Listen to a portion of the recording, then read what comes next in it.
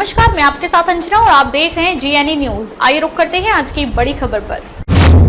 केंद्रीय मंत्री नितिन गडकरी ने देश में बढ़ती आर्थिक असमानता और ग्रामीण भारत की समस्याओं पर गहरी चिंता जताई है। नागपुर में एक सार्वजनिक कार्यक्रम के दौरान उन्होंने स्पष्ट शब्दों में कहा कि भारत में अमीर और गरीब के बीच की खाई लगातार चौड़ी होती जा रही है, जो बेहद चिंताजनक है। गडकरी ने कहा कि देश में धीरे धीरे गरीबों की संख्या बढ़ रही है और पूंजी कुछ गिने चुने अमीरों के पास केंद्रित हो रही है। ये स्थिति देश के लिए ठीक नहीं है। उन्होंने जोर देकर कहा कि विकास की दिशा ऐसी होनी चाहिए जिससे हर वर्ग को लाभ मिले, विशेषकर ग्रामीण और आर्थिक रूप से पिछड़े इलाकों को धन की संतुलित बंटवारा जरूरी। उन्होंने कहा कि देश की अर्थव्यवस्था को ऐसा स्वरूप देना होगा जो रोजगार पैदा करे और गाँव को सशक्त बनाए। उनके अनुसार सिर्फ जीडीपी बढ़ाना पर्याप्त नहीं है, बल्कि ये देखना भी जरूरी है कि इस विकास का लाभ किसे और कितना मिल रहा है। गडकरी ने कहा कि दौलत का विकेंद्रीकरण जरूरी है ताकि हर तबके को उसकी हिस्सेदारी मिल सके।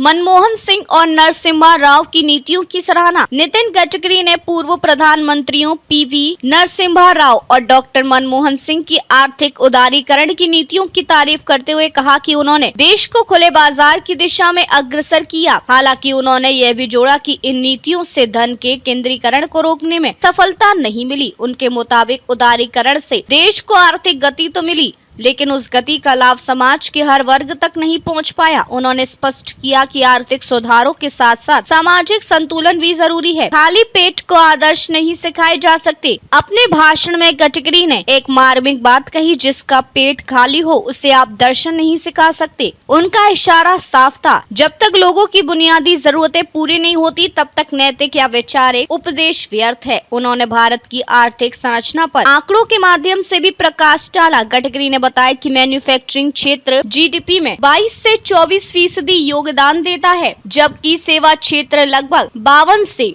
54% हिस्सेदारी रखता है। इसके विपरीत कृषि, जिसमें देश की 65 से 70% आबादी निर्भर है, केवल 12% योगदान देती है। सार्वजनिक निजी भागीदारी की वकालत गडकरी ने कृषि, मैन्युफैक्चरिंग, टैक्स सुधार और बुनियादी ढांचे में पब्लिक प्राइवेट पार्टनरशिप पीपीपी को बढ़ावा देने की बात की। उन्होंने कहा कि मॉडल ग्रामीण भारत को सशक्त करने, रोजगार सृजन और क्षेत्रीय असमानता को दूर करने में अहम भूमिका निभा सकता है। उन्होंने सुझाव दिया कि केंद्र और राज्य सरकारों को मिलकर ऐसी नीतियां बनानी चाहिए जो न केवल आर्थिक विकास करे बल्कि सामाजिक न्याय और समावेशिता को भी प्राथमिकता दे। गडकरी का यह बयान न सिर्फ एक वरिष्ठ मंत्री की चिंता को दर्शाता है, बल्कि यह देश की मौजूदा आर्थिक दिशा पर आत्मचिंतन का निमंत्रण भी देता है। अगर नीति निर्माता इस बात पर ध्यान दें कि विकास की दौड़ में कोई पीछे न छूटे, तभी भारत एक सशक्त और संतुलित राष्ट्र के रूप में उभर सकता है। अब तक के लिए बस इतना ही। फिर मिलते हैं एक ऐसी ही बड़ी खबर के साथ। तब तक के लिए नमस्कार और देखते रहिए जीएनई न्यूज।